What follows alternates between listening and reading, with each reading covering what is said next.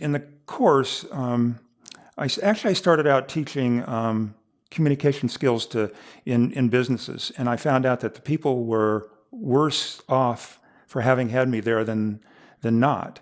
And what I saw is that most people were averse to conflict, and they did not have a workable model to deal with conflict that was mindful and respectful, where people did not have to get defensive, and so that they could actually have those, what David White would call a courageous conversation. And so in the process of doing that in companies, I observed that the conflict and things get expressed interpersonally, but their origins are elsewhere. They're not in the personality, and they're somewhere. And that took me into search of where is this, and I learned of Bert Hellinger's work, Hellinger Family Constellations, and that was about 20 years ago. And I have been using that as a primary model in my business ever since. But in the process of learning the constellation work, which works with energetic realities rather than psychological or physical, I wanted to know more about how to see into what I now call the non-ordinary. And that's a Stanislav Grof term for non-ordinary states of consciousness.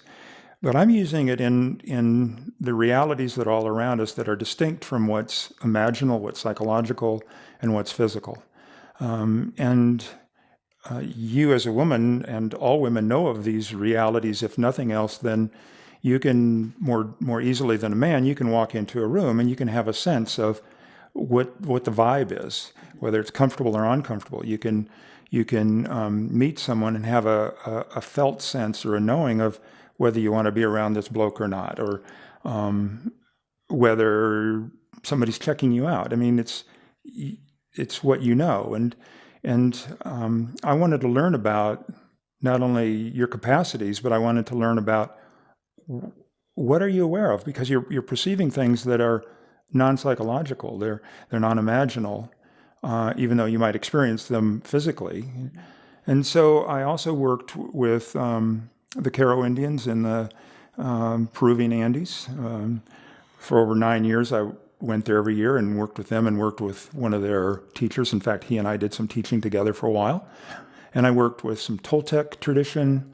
And then in the States, I've worked with a former neuroscientist who had a lot of psychic capacity, and also a former NASA engineer who also had staggering and profound ability to work. And so I developed some capacities to work in these fields. And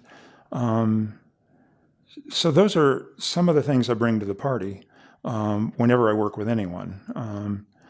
And I think the last little bit before I give it back to you is I'll say that I can only work, or could only work with people to the extent that I myself grew or changed, and got my own stuff handled.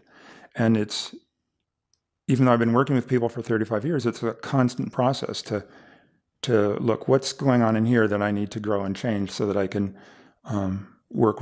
be more effective and work with others, and so that I can have the life I want. So it's a reciprocal kind of dance.